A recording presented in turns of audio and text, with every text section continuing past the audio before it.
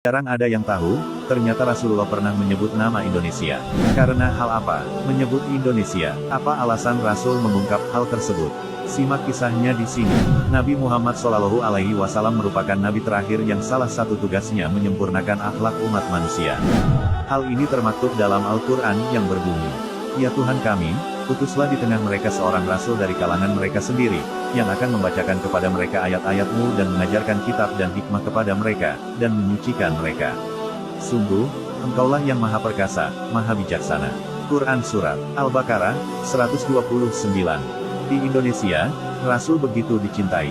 Kecintaan umat muslim di Indonesia terhadap Nabi tak bisa diragukan lagi.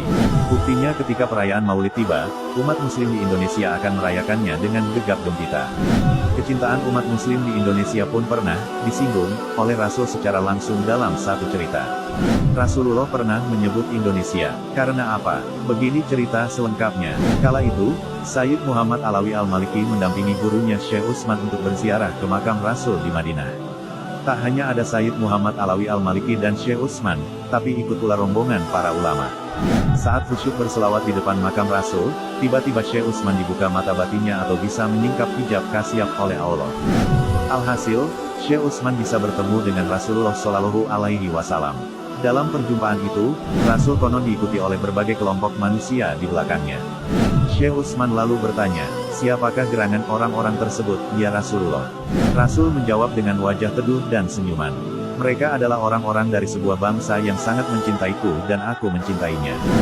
Syekh Utsman kian penasaran. Ia pun bertanya kembali, "Dari bangsa manakah mereka, ya Rasulullah?" Rasul kembali menjawab dengan senyuman yang mengembang, "Indonesia," jawab Rasul.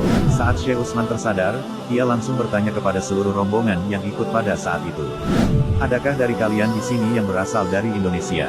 "Aku sangat mencintai Indonesia karena Rasulullah mencintai mereka," ujar Syekh Utsman. Kisah di atas konon diungkapkan oleh Sayyid Muhammad Alawi Al-Maliki.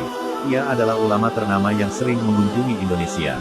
Sebagai wujud cintanya Sayyid Muhammad Alawi Al-Maliki pada Indonesia, ia sampai membangun pesantren khusus orang Indonesia di Mekah.